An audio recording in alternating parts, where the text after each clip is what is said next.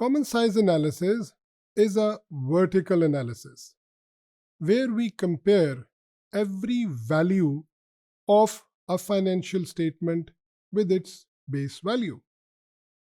As we have seen in the index analysis, that the base value is the value of the base year, but that is horizontal analysis.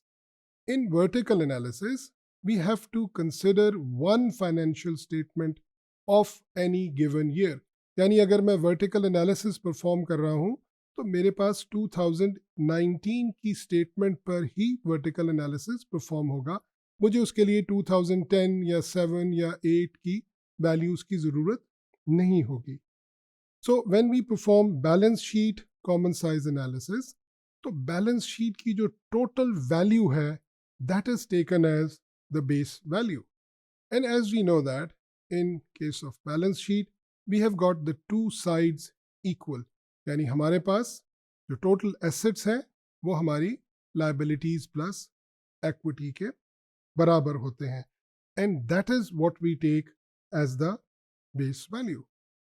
हम common size analysis क्यों perform करते हैं, यानी common size analysis के benefits या advantages क्या हैं.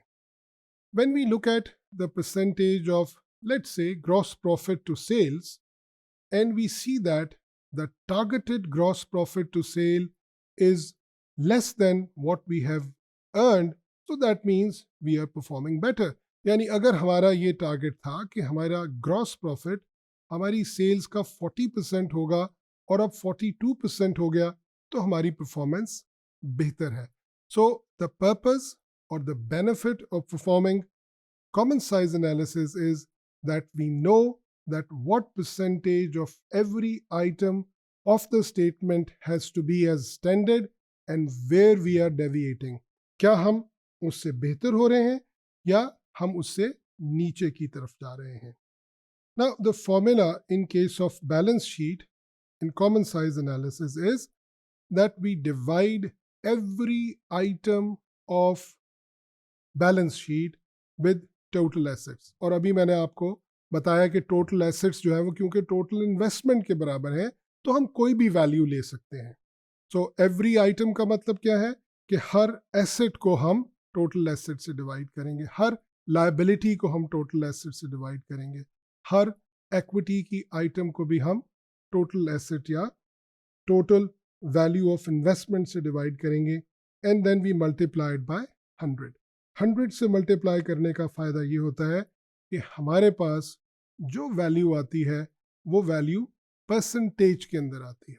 Again I would like to repeat it and reiterate it that when we perform these relative analysis, ये डिस्कशन हमने वहाँ से शुरू की थी जहाँ से हमने रेशो एनालिसिस पे बात करनी शुरू की थी, और हमने ये कहा था कि एनालिसिस एब्सोल्यूट भी हो सकता है और रिलेटिव भी हो सकता है.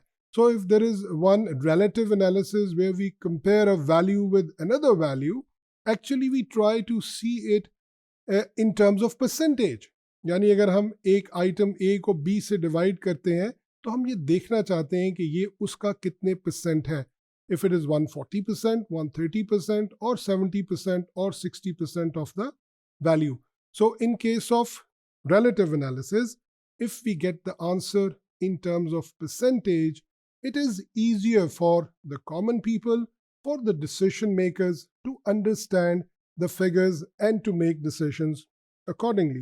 So what we do is that when we are performing common size analysis of balance sheet, we divide every asset with the total assets. अगर मैं हर एसेट की बात करूं तो हमारे पास दो तरह के एसेट्स हैं कॉमनली, यानी करंट एसेट्स और fixed assets.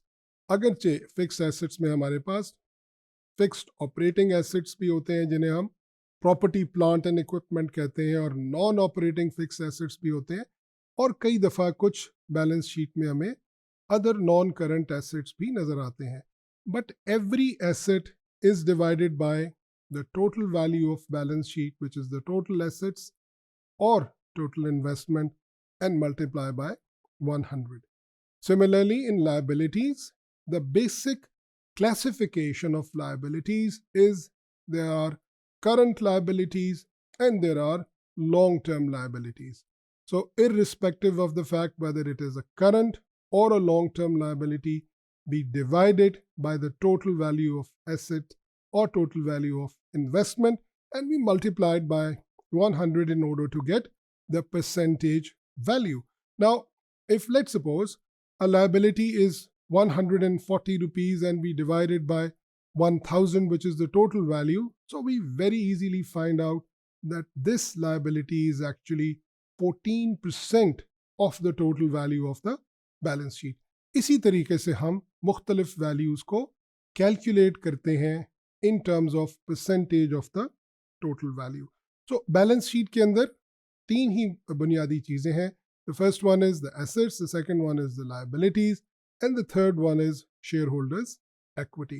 So all the items of shareholders equity, that is issued, subscribed and paid up capital, which is the first one, and the second thing is any additional capital, जिसको हम share premium account भी कहते हैं, और reserves and retained earnings are basically generally there in every shareholders equity. So all these items are divided by the total value of assets and multiply by 100. इससे हमारे पास जब हम एक कॉमन साइज एनालिसिस कंप्लीट करके उस sheet को देखते हैं तो हमें पता चल जाता है कि कौन से आइटम हमारी बैलेंस शीट का कितने परसेंट है.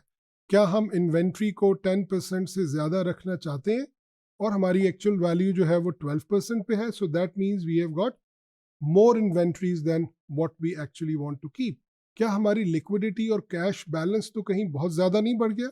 ये हम कैश और बैंक को जब डिवाइड करेंगे टोटल एसेट से तो हमें पता चलेगा कि हमारे कैश और बैंक की percentage with reference to total assets 4% हो गई है, जबकि हमारा टारगेट ये है कि इसको 3% से एक्सीड नहीं करना चाहिए. Then what we can do later on is that once we perform a common size analysis of 1 year and 1 financial statement, then we can also take it forward as trend analysis. इसके ऊपर हम आने वाले modules के अंदर मजीद बात करेंगे.